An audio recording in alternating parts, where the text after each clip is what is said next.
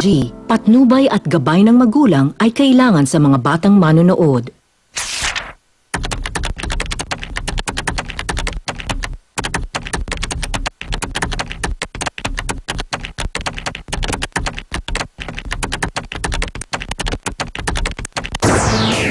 Ikaw kaya isako ko yung gamit mo! Isako ko yung gamit mo! Wala matutulugan yung 2 taon kong anak! Anong gagawin mo?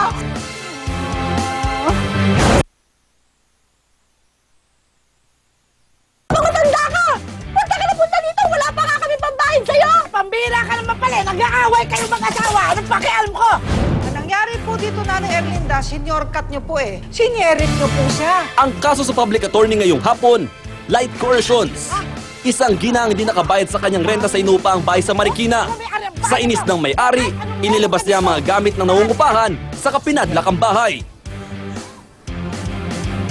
Ang away ng kasera at nangungupahan, gagampanan ni Nika Valencia at Tia Pusi. Sa susunod na. Bahay ko to! Pamamahay ko!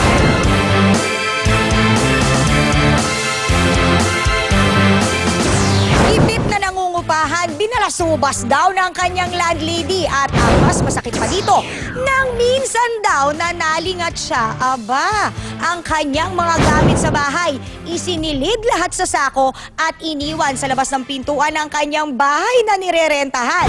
Ang mga madadramang eksenang yan ang ating uusisain ngayon, mga kapatid. Magsitayo po ang lahat. Magsisimula na ang mediation. Ang mediation ay isa sa limited services ng Public Attorney's Office upang mabawasan ang dockets ng ating mga hukuman at maiiwas ang sambayanan sa mga problemang legal. Ang nais ko lamang mapakinggan ay pawang katotohanan, buong katotohanan, walang labis, walang kulang. Mangyaring maupo na po ang lahat. Ang nagrereklamo. Ang nagrereklamo, Erlinda Marcos, 28 taong gulang mula sa Tumana, Marikina City. Maaari bang isalay sa inyo ang mga pangyayari sa likod ng inyong reklamo? Nung po kasi September 1, nag-ano ako sa kanya mangupahan.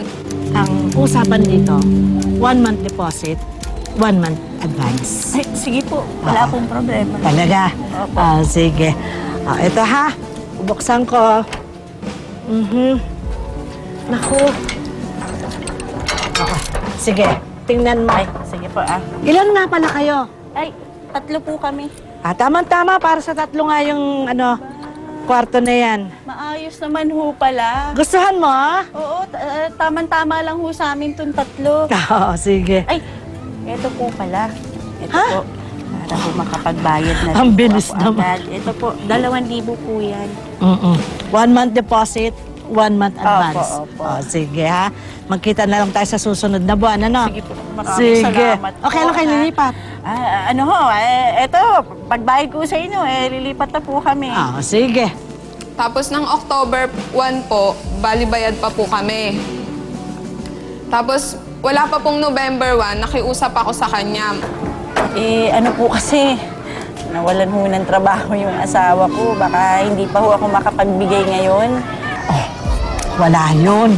Alalahanin, di ba meron ka pang isang deposit tsaka isang advance? Di gamitin muna natin yun. Ay, sige po, salamat ho. Oo, huwag ka na mag-alala. Sige, sa susunod, Ay, sige ha? po. Salamat sige. po. Wala nang problema. Aha. Sa susunod na lang, ha? Sige po. Sige. Okay. Ingat. Sige ho. November 1, hindi ka na nakabayad. Opo. Tapos hindi pa rin po nakakahanap ng trabaho yung asawa ko, sideline lang. December 1 po, hindi pa rin po ako nakabayad. Talagang ganyan. Kung wala, di wala muna. Oo nga po. Pero inaasahan ko, ha? Sa susunod, ha? Opo, makakaasa po kayo. Oo, sige. Sige po. Ayaw, pumasok mo na. Hindi, salamat ho. Ingat ka, ha? Sige po. Tapos, pumunta siya sa bahay. Paano? Due date na. Nay, pasensya na po kayo kasi wala pa rin ho regular na trabaho yung asawa ko.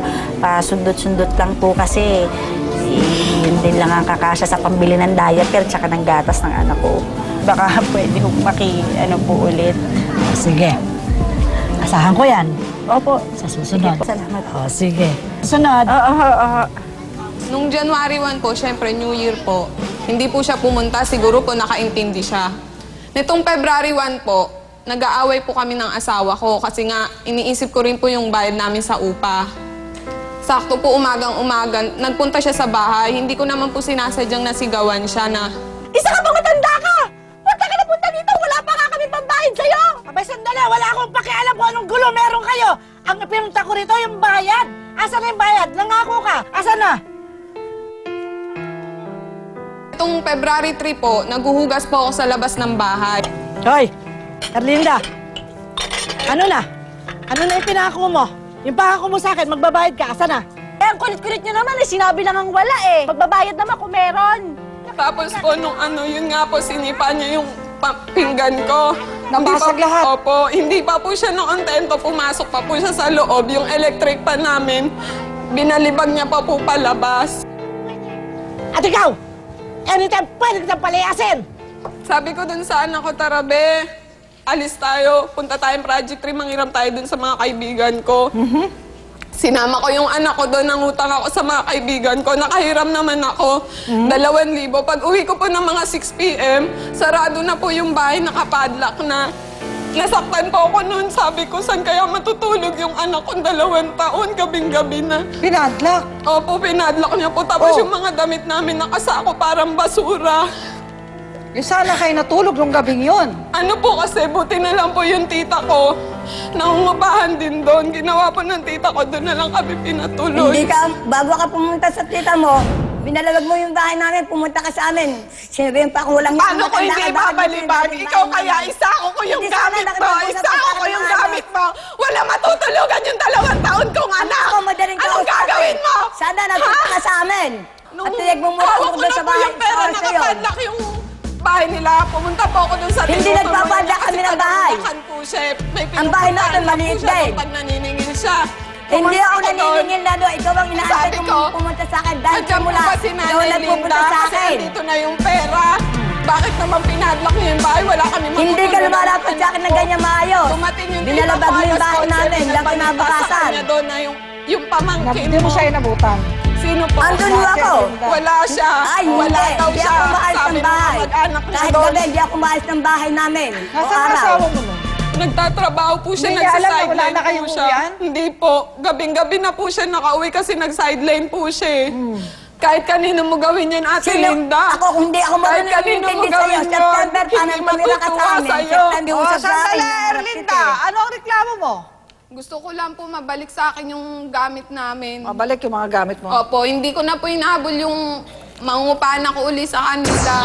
Number 1, walang matutulugan ang kanyang 2-year-old na baby. Number 2, kinandado ang kanyang bahay. Number 3, sinako ang kanyang mga gamit. At number 4, itinago pa ang iba. Kaya naman gano'n na lang talaga ang iyak ni Erlinda Marcos kay attorney. Dagdag pa nga niya, naku, hindi naman daw niya kasi tinatakbuhan ang kanyang responsibilidad sa pagbabayad ng upa kay Erlinda Binegas, kaya wala itong karapatan na ikandado ang bahay na inuupahan niya.